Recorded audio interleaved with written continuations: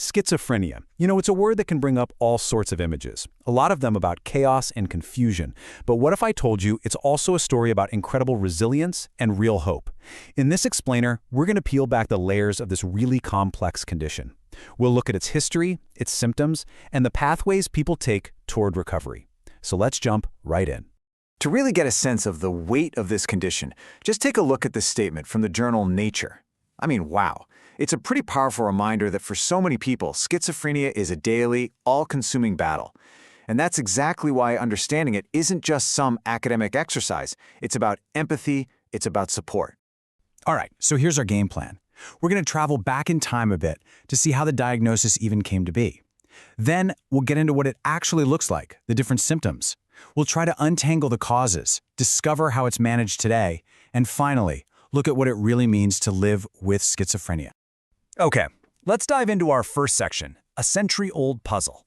To really get a handle on schizophrenia, you have to go back to the very beginning and see how this whole diagnosis was first pieced together. And it's a really fascinating story of some pretty major shifts in thinking.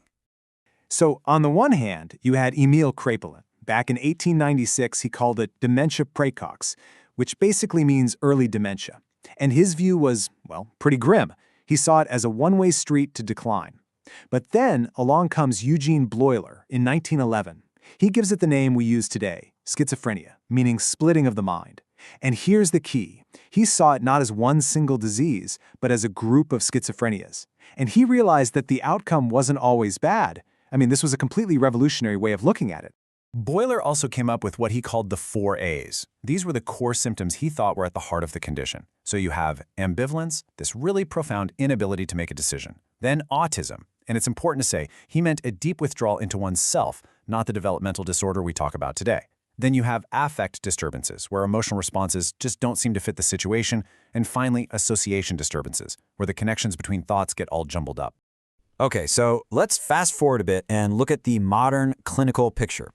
The thing to remember is there's no single blood test or brain scan for schizophrenia. A diagnosis is made really carefully based on a whole collection of a person's experiences and behaviors. Now, one of the most important concepts to grasp is the difference between positive and negative symptoms. And right off the bat, positive does not mean good. It refers to experiences that are added to a person's reality, things like hallucinations or deeply held beliefs that don't line up with reality.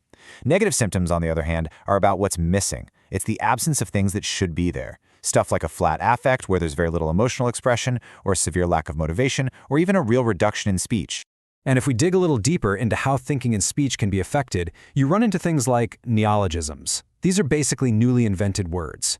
Sometimes it's more of a word approximation, where familiar words get used in totally new ways. The example here of calling a stomach a food vessel is perfect. It shows how language can get reshaped to fit a very private internal world. So, to make sense of all these different symptoms, clinicians historically grouped them into subtypes. You had paranoid schizophrenia with really prominent delusions and hallucinations, or hebephrenic, which we'd now call disorganized, where thoughts and behaviors are more scattered.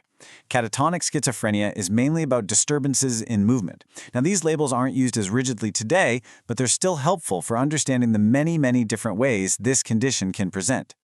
So, what causes schizophrenia? I mean, that's the million-dollar question, isn't it? And the truth is, we don't have one single simple answer.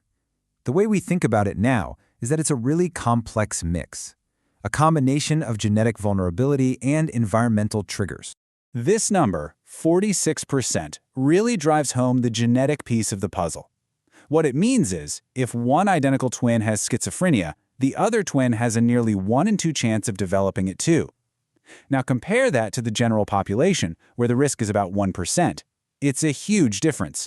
So genes clearly play a major role, but they aren't the whole story. If they were, that number would be 100%, right? And that leads us right to this idea, the stress vulnerability hypothesis. Think of it like this. If someone has a low biological vulnerability, that's the bottom axis, it would take a whole lot of environmental stress to potentially trigger an illness. But for someone with a very high vulnerability, even a small amount of stress could be enough to push them over that threshold into an episode. So what kind of stress are we talking about? Well, one of the most well-studied factors is something called expressed emotion.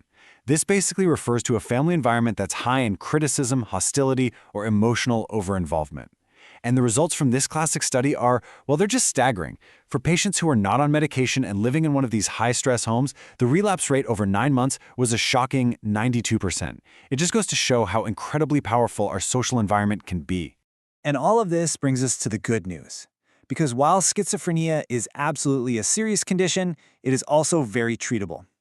Modern management isn't just one thing. It's a comprehensive approach that tackles the condition from all angles, using both biological and psychosocial treatments. The cornerstone of treatment, without a doubt, is antipsychotic medication. Ever since they came on the scene in the 1950s, these drugs have absolutely revolutionized care. They are incredibly effective at managing symptoms and, crucially, at reducing the risk of relapse. But medication is only one piece of the puzzle. Psychosocial treatments are just as vital.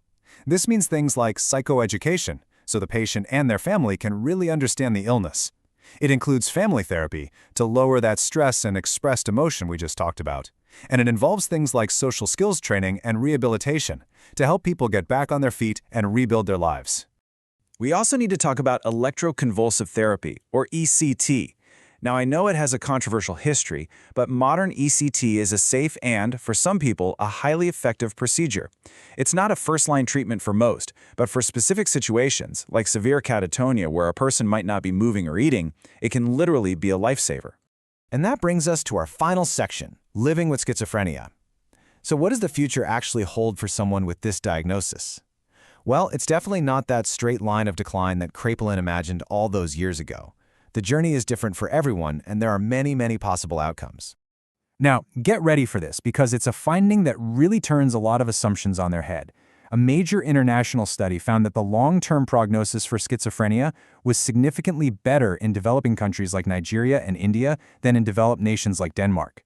People are still debating why. Maybe it's about stronger community support or different cultural factors, but it really challenges us to think about what recovery means. What this all tells us is that the story isn't written in stone. The course of the illness is not predetermined. There are actually a number of factors that point to a better prognosis. Things like the illness coming on suddenly, having strong social support, and having been functioning well before the illness started, these are all really hopeful signs. It shows that recovery is absolutely possible. So think about it. In just over 100 years, we've gone from viewing schizophrenia as this hopeless, incurable dementia to understanding it as a complex but manageable condition. The progress has been just incredible. Which leaves us with one final thought.